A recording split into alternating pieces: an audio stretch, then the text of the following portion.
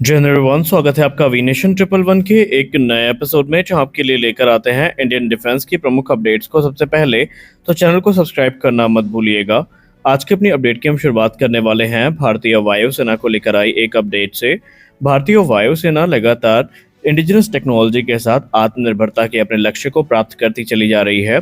और इसी क्रम में एक बड़ी रिपोर्ट सामने आई है जहां पर भारतीय वायुसेना के सुखोई 30 MKI फाइटर एयरक्राफ्ट को कटिंग एज गगनटक 225 ग्लाइड बॉम्ब से इक्विप किया गया है। ये 243 किलोग्राम वजनी प्रिसीजन गाइडेड म्यूनिशन भारतीय वायुसेना के सुखोई 30 MKI की स्ट्राइक कैपेबिलिटी को और ज्यादा बढ़ा देगा। इसको मुख्य तौर पर नागपुर स्थित स्टार्टअप जिसका नाम जीएसआर डायनामिक्स प्राइवेट लिमिटेड है, उन्होंने भारत इलेक्ट्रॉनिक्स लिमिटेड के साथ कोलैबोरेशन में बनाया है। और ये एक इंडिजिनस वेपन सिस्टम है जो कि ग्लाइड बॉम्ब के क्षेत्र में हमारी जो ताकत है उसको और ज़्यादा बढ़ा रहा है।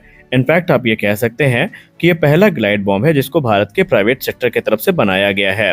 इसमें आपको एडवांस गाइडेंस सिस्टम देखने को मिल जाता है, पोटेंट वॉरहेड देखने को मिल जाता है और 180 किलोमीटर की इम्प्रेसिव रेंज भी देखने को मिल जाती है। और निस्संदेह गगनटक 225 भारतीय वायुसेना की जो लॉन्ग रेंज स्ट्राइक एबिलिटी है इसको काफ़ी ज़्यादा बढ़ाएगा और हम हाईएस्ट प्रेसिजन के साथ जो एनिमी टारगेट्स हैं इनको हिट कर पाएंगे। गगनटक 225 एक लॉन्ग रेंज का स्टैंड ऑफ ग्लाइड बॉम्ब है जिसको पिन पॉइंट एक्यूरेसी के साथ टारगेट को हिट करने के उद्देश्य से बनाया गया है। इसका वजन 243 किलोग्राम है और ये अपने साथ 108 किलोग्राम के जो वॉरहेड हैं इनको कैरी करता है। इसमें हमें ब्लास्ट फ्रेगमेंटेशन इफेक्ट देखने को मिलते हैं। इसके अलावा जो फोर्टिफाइड स्ट्रक्चर्स हैं एनिमी के उनको भी ये डिस्ट्रॉय करने में पूरी तरीके से सक्षम है। इसमें हमें हाइब्रिड गाइडेंस सिस्टम देखने को मिलता है जिसमें इनर्शियल नेविगेशन सिस्टम और ग्लोबल पोजिशनिंग सिस्टम जिसको हम जीपीएस के तौर पर भी जानते हैं ये देखने को मिल जाता है।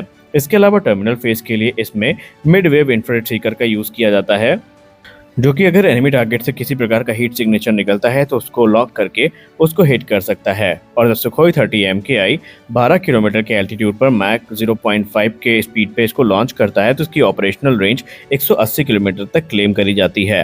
रिपोर्ट्स में ये क्लेम किया जा रहा है कि ये बॉम्ब काफ़ी बढ़िया एक फायर पावर देगा भारतीय वायुसेना के सुखोई 30 MKI फाइटर जेट्स को। और हाल ही में इसकी कुछ तस्वीरें भी सामने निकल के आई हैं और ये डेवलपमेंट हमें हाल ही में जो गौरव बॉम्ब है उसके तुरंत बाद देखने को मिला है जो कि दर्शाता है कि हम इस क्षेत्र में किस रफ्तार से आगे बढ़ रहे हैं।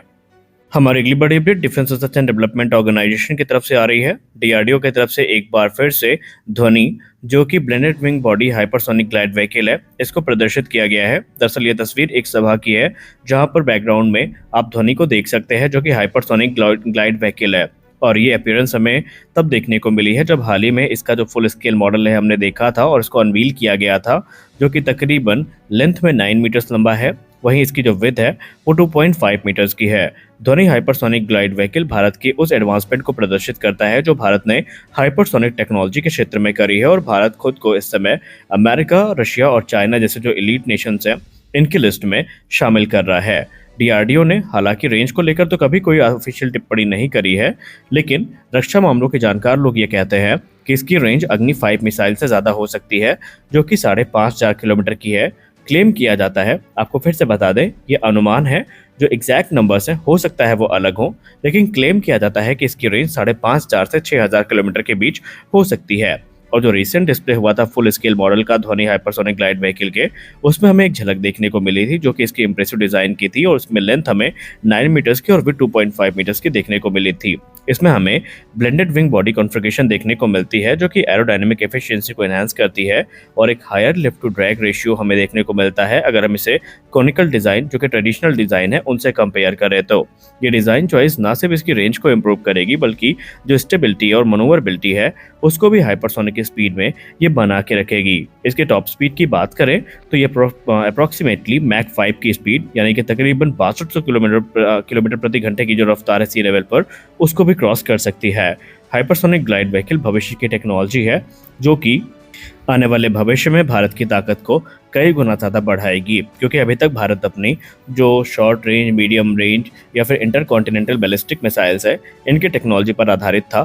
तो भारत अब अपने इस जो नए कह सकते हैं क्राइटेरिया है इसको लेकर आगे बढ़ रहा है जहां पर हमें अलग अलग प्रकार की जो मिसाइल्स हैं वो देखने को मिलती हैं। फॉर एग्जांपल अगर आप क्रूज मिसाइल्स की बात करें तो हमें निर्भय, ब्रह्मोस और दूसरी जो मिसाइल्स हैं वो देखने को मिल रही है और हाइपरसोनिक मिसाइल के क्षेत्र में ध्वनि और जो हमारी रुद्रम सीरीज की मिसाइल्स हैं ये देखने को मिलेंगी, जो कि निसंदेह भारत की ताकत को कई गुना ज्यादा बढ़ाएंगी और इससे हमारी जो सुरक्षा है वो सुनिश्चित होगी। भारत में कोई डिफेंस प्रोग्राम आगे बढ़े और पाकिस्तान में उसको लेकर चर्चाएं ना हो, ऐसा हो ही नहीं सकता। और हाल ही में पाकिस्तान का एक प्रोमिनेंट थिंक टैंक, जिसको हम लोग centre for international strategic studies यानी CISS के नाम से जानते हैं, ये भारत के सबमरीन प्रोग्राम को लेकर चिंतित नजर आए हैं। पाकिस्तान के इस थिंक टैंक ने पाकिस्तान को वार्न किया है कि उन्हें अमेरिका के उस डिसीजन की खिलाफत करनी चाहिए जिसके अंतर्गत अमेरिका के डिपार्टमेंट ऑफ एनर्जी ने हॉलटेक इंटरनेशनल को अलाउ किया है कि वो भारत को स्मॉल मॉड्यूलर रिएक्टर यानी SMR टेक्नोलॉजी जो है वो ट्रांसफर कर सकते हैं। और अमेरिका से क्योंकि अब इसकी परमिशन मिल चुकी है तो भारत को जो SMR टेक्नोलॉजी है ये मिलने वाली है और ये चीज़ पाकिस्तान के लिए एक बड़ी चिंता का सबब बनती जा रही है। ये डिसीजन हाल ही में 2025 की शुरुआत में अनाउंस किया गया था। अब इसका फायदा क्या होगा पहले हम ये समझ लेते हैं। इसका फायदा ये होगा कि ये इनेबल करेगा इंडिया को कि भारत जो एडवांस SMR है यानी स्मॉल मॉड्यूलर रिएक्टर है इसको डिज़ाइन और कंस्ट्रक्ट कर सकता है।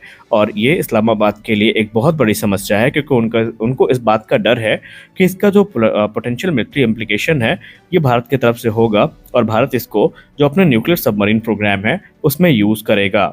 हमारी अगली बड़ी अपडेट भी भारतीय नौसेना को लेकर आ रही है। भारतीय नौसेना के advance heavyweight torpedo procurement programme में हमें एक बड़ा टर्न देखने को मिला है, जहां पर भारतीय नौसेना अपनी कलवरी क्लास की जो सबमरीन्स हैं इनके लिए जो हैवी वेट टॉर्पीडोज हैं इनकी खरीद करने वाली है। और अब रिपोर्ट्स के हिसाब से जो इटालियन ब्लैक शॉक टॉर्पीडो है वो इसमें फ्रंट रनर के तौर पर देखी जा रही है, यानी वो इस प्रतिस्पर्धा को लीड कर रही है।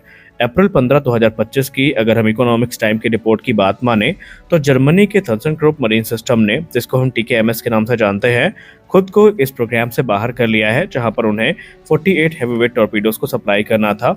इसका मतलब ये है कि अब इटालियन ब्लैक शॉक टॉर्पीडो जो कि लियोनार्डो इलेक्ट्रॉनिक्स की तरफ से विकसित करी गई है वो यहाँ पर लीडिंग कंटेंडर बन चुकी है।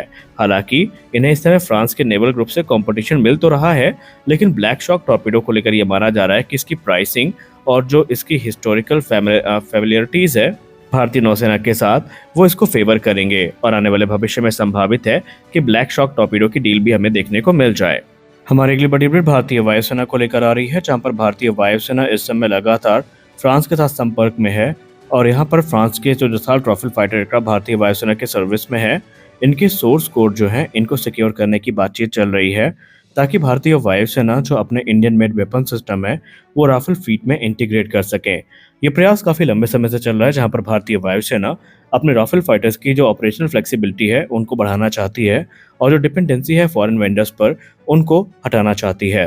और इसके क्रम में जो भारतीय वायुसेना है उनके तरफ से जो सोर्स कोड है वो मांगने की कवायद शुरू हो चुकी है। हाल ही में भारत शक्ति पोर्टल में जो रिपोर्ट दर्ज कराई गई है, जहां पर भारतीय वायुसेना अब एडिशनल 40 राफेल की तरफ जाने के बारे में विचार कर रही है, तो संभावित है इसी दौरान इस विषय को भी चर्चा में लाया जाएगा।